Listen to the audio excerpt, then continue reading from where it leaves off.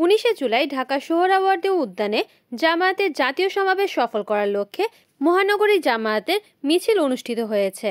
শুক্রবার বিকেলে government girls স্কুলের সামনে থেকে মহানগর আমির মাওলানা আব্দুল জব্বারের নেতৃত্বে মিছিলটি শুরু হয়।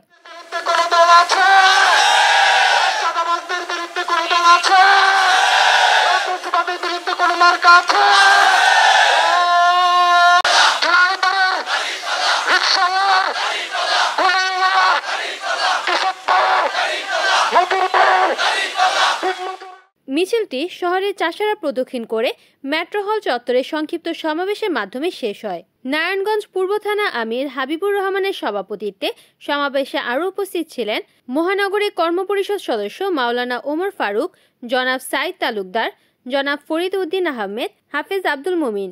এছাড়া থানা আমির মাহবুবুর রহমান, মুজিবুর রহমান সহ থানা সেক্রেটারি ও বিভিন্ন পর্যায়ের নেতাকর্মীরা অংশগ্রহণ করে। বাংলাদেশ থেকে সমস্ত অন্যায় অবিচার জুলুমবাদীর উৎখাত করে ন্যায় ইনসাফ ভিত্তিক একটি রাষ্ট্র কাঠামো বিনির্মাণের লক্ষ্যে আগামী দিনে নতুন বাংলাদেশ গড়ার প্রত্যয়ে বাংলাদেশ জামাত ইসলামী দল মত নির্বিশেষে ফ্যাসিজমের বিরুদ্ধে লড়েছে।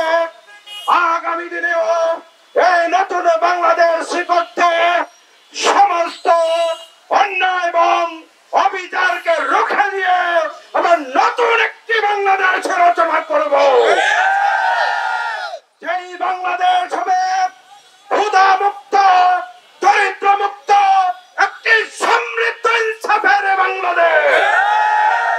সেই লক্ষ্যকে সামনে রেখে, 7টি দফাকে সামনে রেখে আমরা 19 জুলাই ঐতিহাসিক সোহরাওয়ার্দী উদ্যানে এক ঐতিহাসিক জাতীয় সমাবেশ অনুষ্ঠিত হবে ইনশাআল্লাহ। সেই জাতীয় সমাবেশ হবে সকল অন্যায়ের বিরুদ্ধে। সেই জাতীয় সমাজ হবে আগামী দিনে সমৃদ্ধ বাংলাদেশ গড়ার একটি অন্যতম প্রতীক।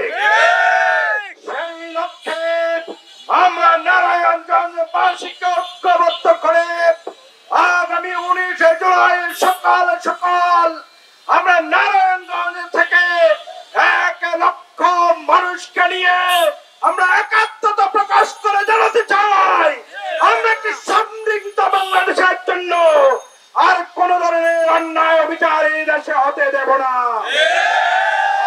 আর কোন খেলা হতে দেব না।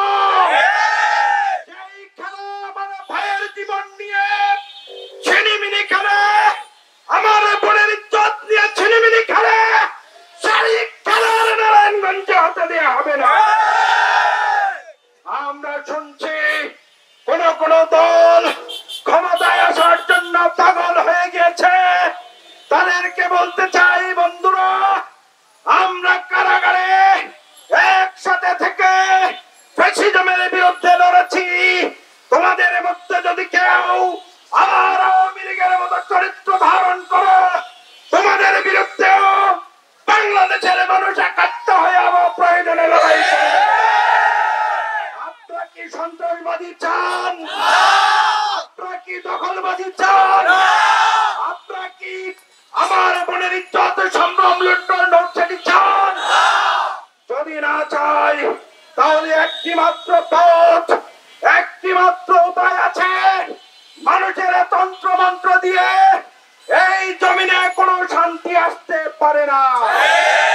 এই জমিন কার? এই জমিন হচ্ছে আল্লাহর। আর আল্লাহর আইন যদি এই সমাজে প্রতিষ্ঠিত হয়, এখানে আমাদের নারীরা সবচাইতে সম্মানে থাকবে, শ্রমিকরা তাদের অধিকার বুঝে পাবে। আমাদের ভাইয়েরা যখন পুলিশে চাকরি নেবে তখন কোনো ঘুষ দিতে হবে না।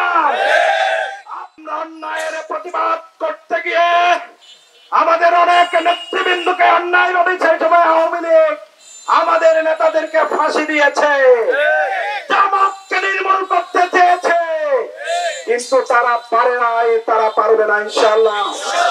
কারণ আমরা মানুষের জন্য, মানুষের মন গড়া মতবাদ প্রতিষ্ঠার জন্য আমরা কাজ করি না। আল্লাহর জমিনে আল্লাহর দ্বীনকে প্রতিষ্ঠা করে এদেশের মানুষের মুক্তি নিশ্চিত করার জন্য আমরা কাজ করি। রিপোর্ট করেছেন সুমন ইসলাম, NN টিভি, নারায়ণগঞ্জ।